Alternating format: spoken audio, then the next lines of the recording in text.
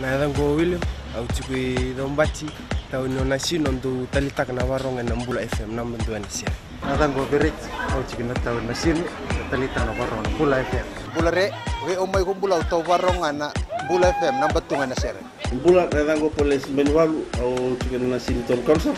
ndu talitaka na waronga na Mbula FM na mbendu anisia. Au ndu talitaka tunga na Mbula FM na mbendu anisia. Mbula FM namba 2 NSR.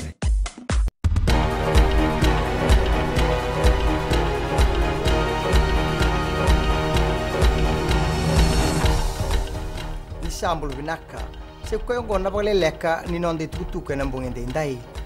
kama yabu irone sto mai tabua na matakadada ni kuwa ngona Gounders Hardware kena Urmans Furniture ka kile kasa mataki ni adona kama ongo rauta nanduana kaloko siang nindue balengai na nona Mbula kasa tomani tiko na bibangangai ni tambana ni mbogombuka kena tambana ni obisa ena siang ni batarai na bagamate bonu ena lomani ono na Bula mayongo toribaki na bagatatambongo me bakani sa tegibu mera bagasudu na bonu ena bulongo waretana ministani ngolingoli semi korela besau nirna totongi taiko ira era siang ni bamuria na lawongo etau retolu sanga buna embaki mena matua endo na bonu se mena pagalutu ya loka runa tambana bimbi ni mata ni tu era ukere na bibando nui ena lawa e virkotori ena loma ni tambana rua ena komiti ni palimenti ni kuwa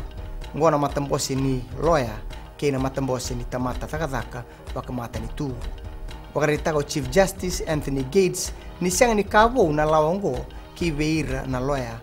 waritana matambosi ni Public Service Commission ni toko na kena toribaki na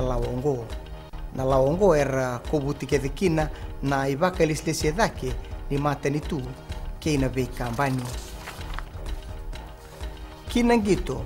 lolo sitakatiko na matambosi ni rugby unioni enondo bonua ena nona sama ilenga na ndoni bwabulidi taumanda ningito le abitu o etuate wanga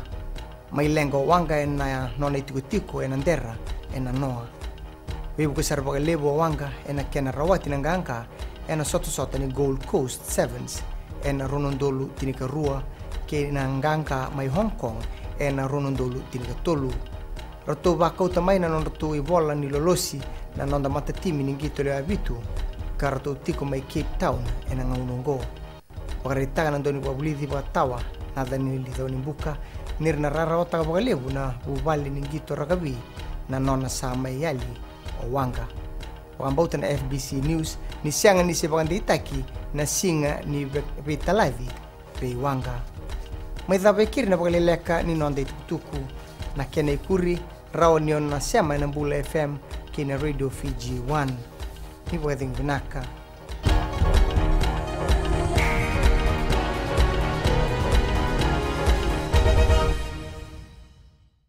Mbula binaka na lewe viti gona makade tabua au maramani tau malam-malam nononga apa kau cari tahu ya kau atau cerita sama warung dari Radio Video One. Oke tahu mai serua, tahu warunga ena Radio Video One. Andau mai biki na ngopana ya male. Nimbula na dangolo ataratu au maramani tailebu au wakitikutik ngai nda wilebu housing. Au ndo warunga na Radio Video One ndo mai biki na bonga ni beyani. Na Radio Fiji 1 nandu mwibiti na bonga ni BNN.